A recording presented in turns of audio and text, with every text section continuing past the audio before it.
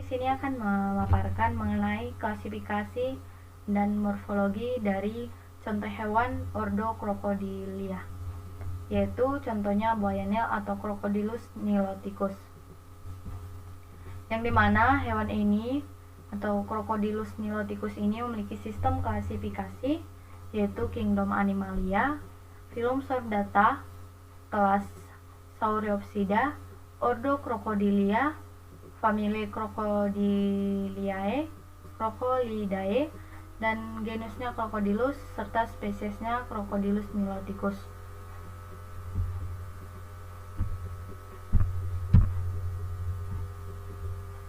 Hewan Crocodylus pada bagian morfologinya yaitu memiliki sistem morfologi yang dimulai dari kepala, yang di bagian kepalanya ini terdapat mata, hidung, mulut, dan juga gigi.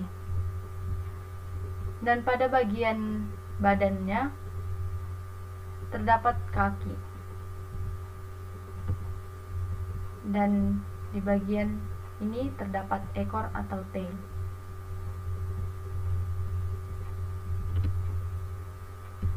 Hewan buaya Nil ini atau Crocodylus niloticus ini memiliki tubuh yang berwarna abu-abu zaitun dan perutnya kekuningan, serta buaya ini di saat muda dicirikan dengan warna zaitun hingga coklat gelap dan kehijauan, dan garis melintang berwarna hitam di seluruh tubuhnya hingga ke ekornya.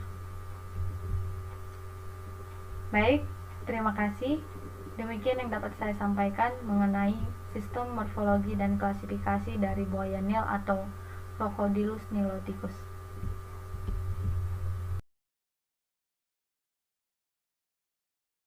Saya di sini akan menjelaskan mengenai klasifikasi dan morfologi dari Ordo Crocodilia.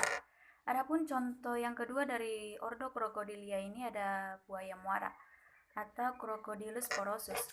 Klasifikasi dari Crocodylus porosus ini itu mulai dari Kingdom Animalia, Phylum Chordata, kelas Reptilia, Ordo Crocodilia, famili Crocodilidae, genus Crocodylus, spesies Crocodylus porosus. Morfologi dari buaya muara. Buaya muara atau Crocodylus porosus memiliki ukuran tubuh yang paling lebar, panjang dibandingkan buaya lainnya. Panjangnya biasanya mencapai 7-12 meter, walaupun umumnya rata-rata panjang tubuh 4-5 meter untuk jantan dan 3-4 meter untuk betina. Berat buaya muara ini umumnya bisa mencapai 1 ton. Kulit buaya muara berwarna abu-abu hijau tua dengan percak-percak hitam atau coklat gelap, dan kekuning-kuningan pada bagian dorsal dan putih atau kekuningan di bagian bawah. Kemudian itu ada gigi buaya. Gigi buaya muara berjumlah 7-19 buah. Gigi keempat, ke-8, dan ke-9 umumnya jauh lebih besar, sedangkan gigi pertama terpisah dari belakangnya. Sisi punggung berlunas besar, sedangkan 4 gigi pertama terpisah dari gigi di sebelah belakang. Sisi punggung berlunas pendek, berjumlah 16-17 baris dari di depan ke belakang, sehingga biasanya dalam 6-8 baris. Umumnya sisi berlunas tidak mempunyai tulang yang tebal. Buaya muara hidup sendirian atau soliter dan mempunyai daerah teritori yang lebih luas dibandingkan betina. Buaya yang sering merendam hampir seluruh badannya dalam air tanpa menggunakan pernapasan dan penglihatan, sebab lubang hidung dan mata terdapat di bagian sisi atas kepala.